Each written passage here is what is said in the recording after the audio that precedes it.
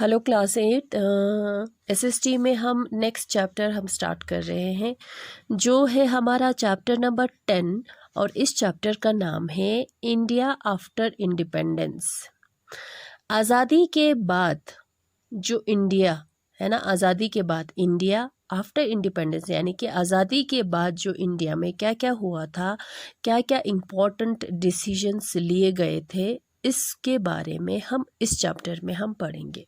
ठीक है, तो सबसे पहले हमारा टॉपिक है a new and divided nation.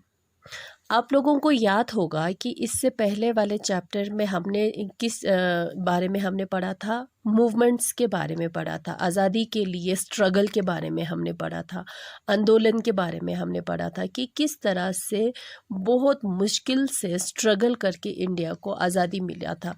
उसके लिए बहुत सारे लोगों की जान चली गई थी, है ना। तो आज़ादी के बाद जो है क्या हुआ वो हम इसमें पढ़ेंगे। A new and divided nation, आप लोगों को याद होगा 15 अगस्त 1947 को आज़ादी मिला था इंडिया को, है ना। ब्रिटिशर जो है इंडिया छोड़कर चले गए थे। ये इंडिया जो है, अब ये देश जो है इंडिया को सौंप दिया था उन्होंने। ठीक है, तो ये आज़ादी इंडिपेंडेंस के साथ साथ, इंडिपेंडेंस यानी कि आज़ादी के साथ साथ एक और भी चीज़ हुआ था। वो क्या हुआ था? पार्टीशन हुआ था, है ना। आप लोगों को याद होगा मैंने आपको बताया था पार्टीशन भी हुआ था, यानी कि अलग हुआ था। इंडिया जो है दो कंट्री में डिवाइड हो गए थे, इंडिया एंड पाकिस्तान करके। ठीक है, तो 1947 के बाद जो है एक नया कंट्री था जो अब आज़ाद हो चुका था, और दूसरा एक डिवाइडेड नेशन भी था, यानी कि एक अलग हुआ, डिवाइड हुआ, एक पार्टीशन हुआ, जो है एक नेशन भी था। ठीक है, आज़ाद भी था, अलग भी था, डिवाइड भी हो चुका था, एक ऐसा नेशन था उस टाइम 1947 के टाइम। ठीक है, independence and partition in 1947 give many challenges. इसकी वजह से अब बहुत सारे चैलेंजेस थे, यानी कि बहुत सारे प्रॉब्लम्स थे जिसको फेस करना था। बहुत सारे ऐसे चैलेंजेस थे जिसको अब उसको हमने फेस करना था। ठीक है, अब इंडिपेंडेंस जो है, अब सब कुछ इंडिपेंडेंट हो गया, आज़ाद हो गया, अब सब कुछ फिर से शुरू करना था, वो भी सोच समझ के शुरू करना था, है ना। पार्टीशन की वजह से भी बहुत सारे चैलेंजेस थे। ठीक है, वो अब किस तरह से फेस करते हैं वो हम देखते हैं। सबसे पहले कुछ प्रॉब्लम्स के बारे में हम बात करेंगे कि क्या क्या प्रॉब्लम्स थे। सबसे पहले क्या था कि problems of 8 million refugees from Pakistan.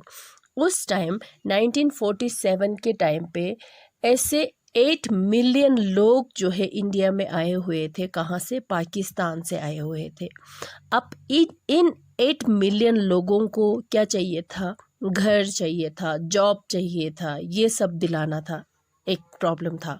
ठीक है, और नेक्स्ट उस टाइम जो है ऐसे 500 प्रिंसली स्टेट्स थे, यानी इंडिया जो है ऐसे 500 छोटे छोटे स्टेट्स में डिवाइड हो गया था, छोटा छोटा स्टेट्स था जिस पे उस टाइम महाराजा या नवाब जो है वो रूल करते थे। ठीक है, अब इस 500 प्रिंसली स्टेट्स को एक नेशन में उनको लाना था। ठीक है, ये एक चैलेंज था।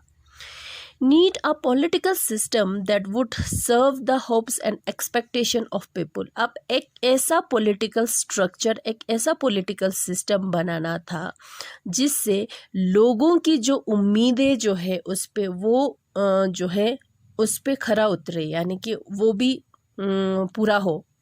ठीक है, अब जब आज़ादी के लिए जब लड़ाई हुआ था तो लोगों से बहुत सारे प्रॉमिसेस किए हुए थे कि अगर ब्रिटिश हमें छोड़ के चले जाएंगे, हम अगर आज़ाद हो जाएंगे तो हमारा ऐसा होगा, वैसा होगा, इतने अच्छे होंगे। तो अब वो सारे प्रॉमिसेस जो है वो पूरा करने का टाइम आ चुका था। ठीक है, in 1947 345 million population divided into caste। उस टाइम जो है पॉपुलेशन कम नहीं था, इतना ज़्यादा पॉपुलेशन था, 345 मिलियन लोग थे जो अलग अलग कास्ट में डिवाइड हो चुका था, हाई कास्ट, लो कास्ट करके, ठीक है। जो डिफरेंट लैंग्वेजेस यूज़ करते हैं, जो डिफरेंट अलग अलग ड्रेस यूज़ करते हैं, अलग अलग खाना खाते हैं, अलग अलग काम करते हैं, डिफरेंट प्रोफेशन वो फॉलो करते हैं, है ना। अब ये सारे चैलेंजेस थे जो क्या करना था, फेस करना था, सॉल्व करना था। प्रॉब्लम्स ऑफ डेवलपमेंट, ठीक है। बहुत ज़्यादातर लोग उस टाइम क्या होता था, ज़्यादातर लोग जो है गांव में रहते थे, विलेज में रहते थे। और गांव में क्या करेंगे लोग, एग्रीकल्चर करेंगे, खेती बाड़ी करेंगे। अब खेती बाड़ी के लिए ज़्यादातर लोग जो है मॉनसून पे डिपेंड रहते थे, बारिश के पानी पे डिपेंड रहते थे अपना सर्वाइवल के लिए। अगर बारिश नहीं होगा या तो उसकी वजह से क्या होगा, क्रॉप्स जो है उनकी फसल जो है वो फेल हो जाएंगे, वो बर्बाद हो जाएंगे। अब उस वजह से डायरेक्टली और इनडायरेक्टली दूसरे लोगों पर भी इफ़ेक्ट होता था, जैसे कि बार्बर हो गया, कारपेंटर्स हो गया, वीवर्स हो गया, उन सब पे भी असर पड़ता है ना। वो तो ऑब्वियस है। अगर हमें क्या चाहिए, हम क्या खाते हैं, हम चावल खाते हैं, रोटी खाते हैं, और बहुत कुछ खाते हैं, सब्ज़ी खाते हैं, फ्रूट्स खाते हैं। हम वो सब कहाँ से आते हैं, गांव से आते हैं, है ना। तो अगर गांव में अगर क्रॉप्स फेल हो जाएंगे तो डायरेक्टली और इनडायरेक्टली हमारे लाइफ पर भी असर पड़ेगा, है ना। वैसे ही हम कपड़े पहनते हैं, हम घर में बर्तन होते हैं, बहुत सारे कुछ होते हैं, है ना। वो सब कहाँ से आते हैं, शहर के इंडस्ट्री से आते हैं। अगर वहाँ पे कुछ हो गया तो उसकी वजह से हमारी लाइफ पे भी असर पड़ेंगे, है ना।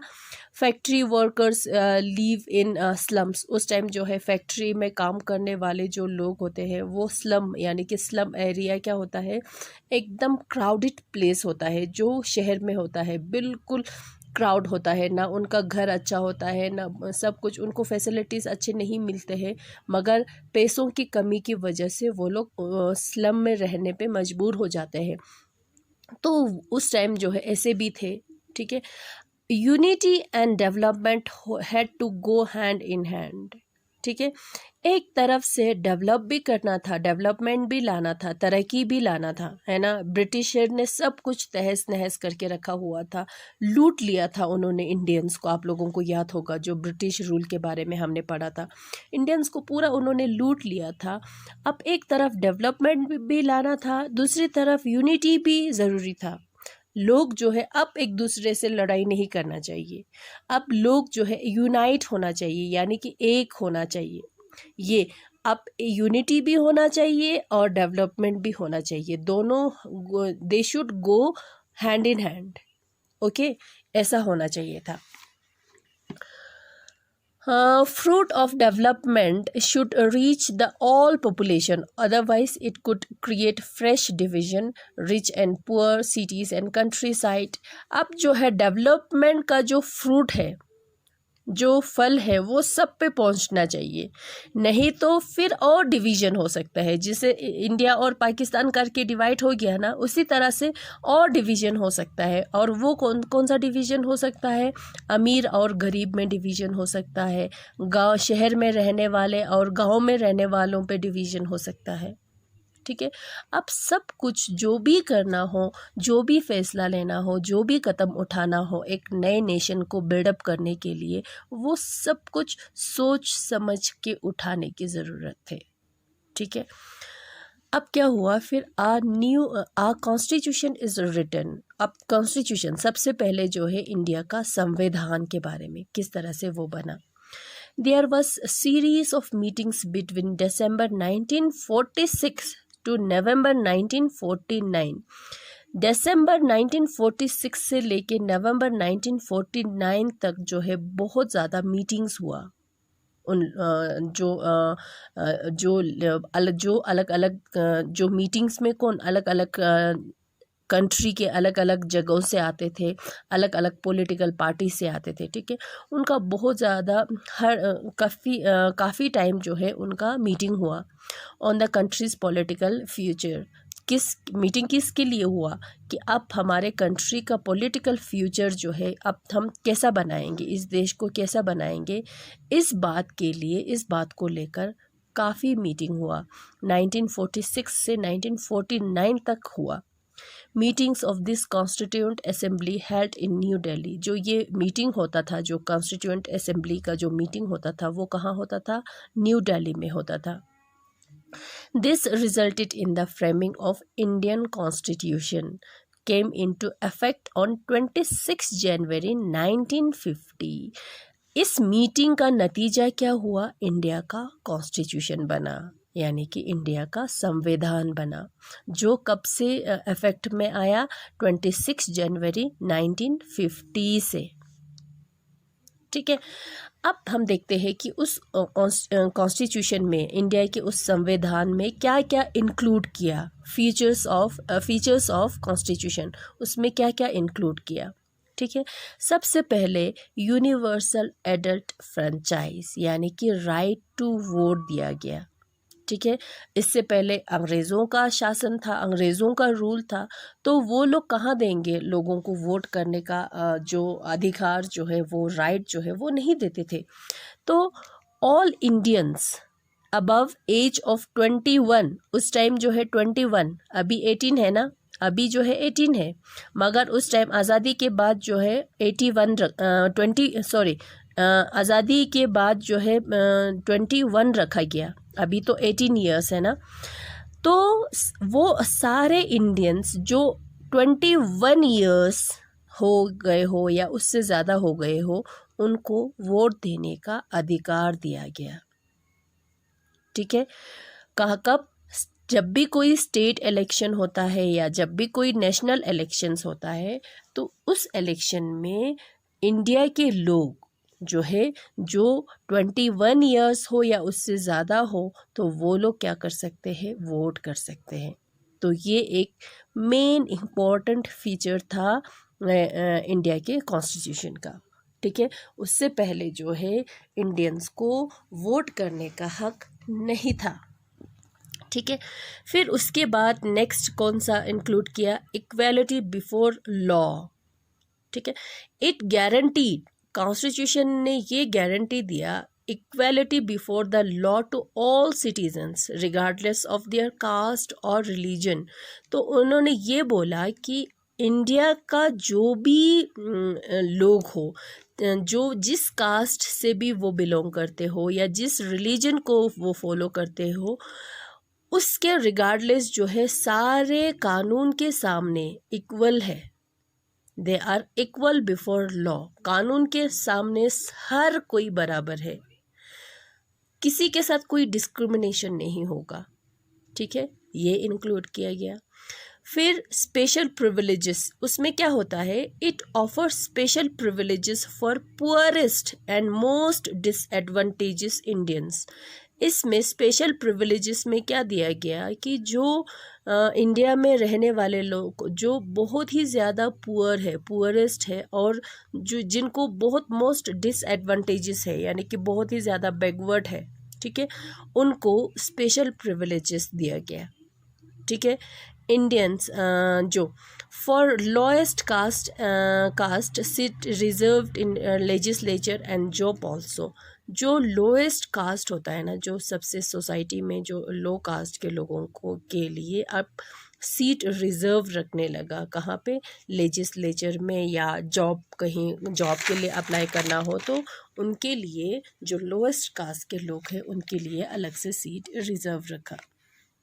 ठीक है, फिर उसके बाद जो है powers of centre and state government है ना। गवर्नमेंट दो तरह के होते हैं, एक सेंटर गवर्नमेंट जो मेन है, सेंट्रल है, पूरे कंट्री के लेवल पे है, और एक स्टेट गवर्नमेंट यानी कि जो अलग अलग स्टेट को भी अलग अलग गवर्नमेंट दिया गया है।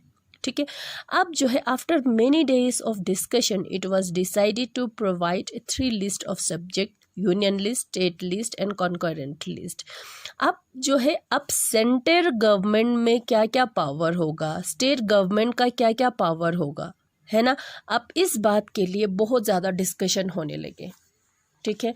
सेंट्रल गवर्नमेंट का पावर कितना होगा कैसा होगा, स्टेट गवर्नमेंट का पावर कितना होगा कैसा होगा। कोई कहते थे कि इस पूरे पावर्स जो है सेंट्रल गवर्नमेंट को मिलना चाहिए क्योंकि वो सेंट्रल लेवल पे है, और कोई कहते थे कि सेंट्रल गवर्नमेंट कहाँ पे है, दिल्ली में है, और कोई कहने लगे कि हाँ दिल्ली में है तो वो दिल्ली में रहने वाले लोगों के लिए या दिल्ली से जो दूर है उनसे वो लोग सफ़र करेंगे।